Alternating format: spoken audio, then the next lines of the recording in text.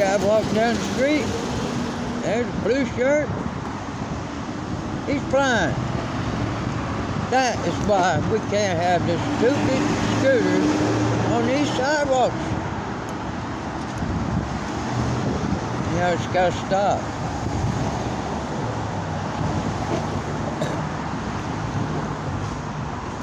Got to have a clear path for him to walk on these walkways so he can get to the grocery store.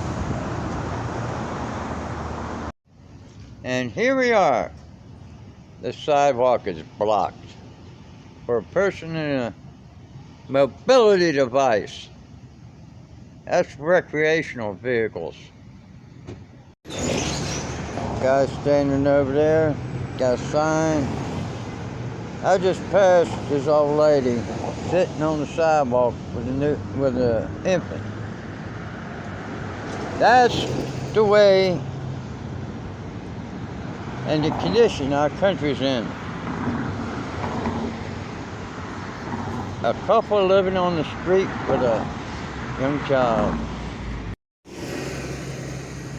Let's see, get this other one. You see the names. This section of sidewalk going down through here. Of course, that tree limbs and needs to come off. It's got all kinds of out of even stuff on it. And it's kind of hard to use. Got a disabled automobile. Maynard Court, Northwest. Don't see no other sign. Ain't got no idea where the hell I'm at right now.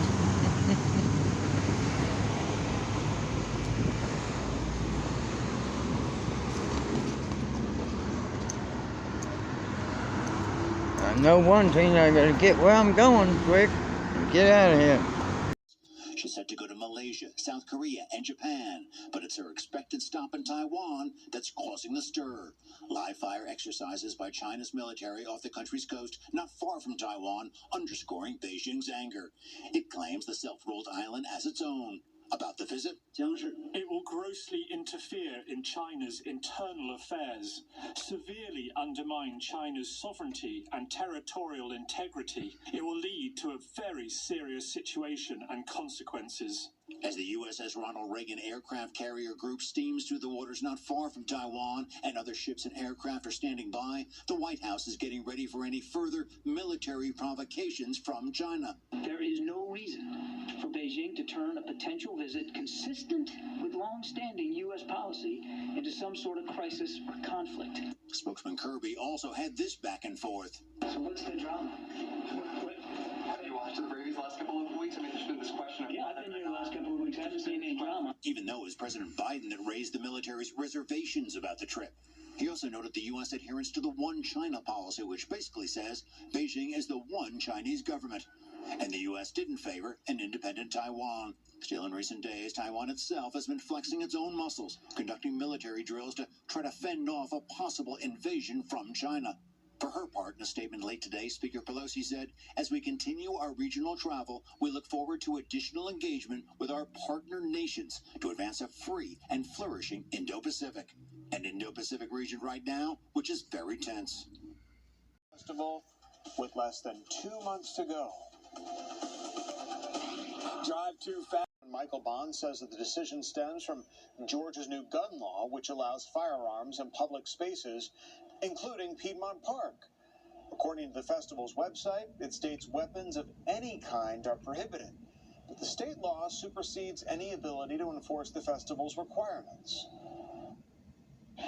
This is a huge loss, economic impact for, central, midtown, downtown, and Buckhead for sure. We need all of the boosting that we can in the economy. That's money that vendors and people of all kinds, even entertainers, street entertainers, everybody get to make money when you have festivals like that. And when they cancel it, it trickles down for real.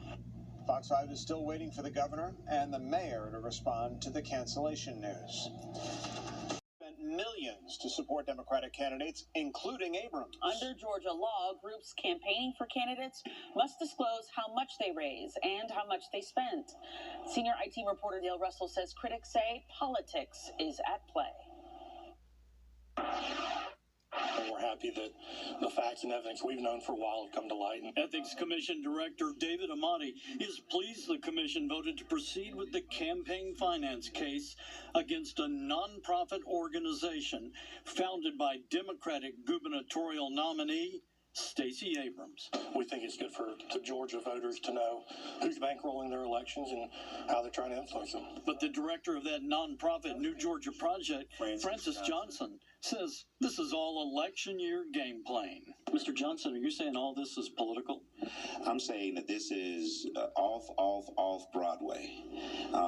In the smoky halls of this legislative building, a predestined conclusion was reached today. The Ethics Commission staff filed a formal complaint that alleges the New Georgia Project and a second nonprofit linked to them raised and spent some $7 million undisclosed dollars. The staff contends some of that money was spent supporting a slate of Democratic candidates, including Stacey Abrams, during the 2018 gubernatorial election. It's not that we are trying to hide who supports these organizations. New Georgia Project lawyer Aria Branch argued the two nonprofits are not required by law to disclose who donated to the nonprofits or what they spent money on. We have a different script for during the week. But ethics staff attorney Joseph Cusack countered with a PowerPoint presentation outlining how those nonprofits canvass neighborhoods, handing out at least 170,000 flyers supporting Democratic candidates, including Abrams.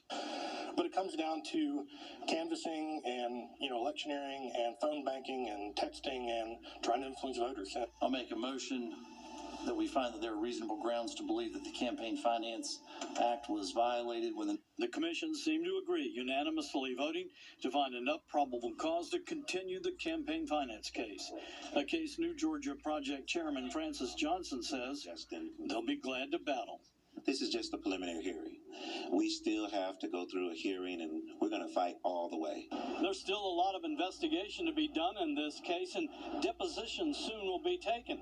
According to one staffer with the State Ethics Commission, this case won't wrap up until after the upcoming gubernatorial leader killed in a successful operation. If you are a threat to our people, the United States will find you and take you out.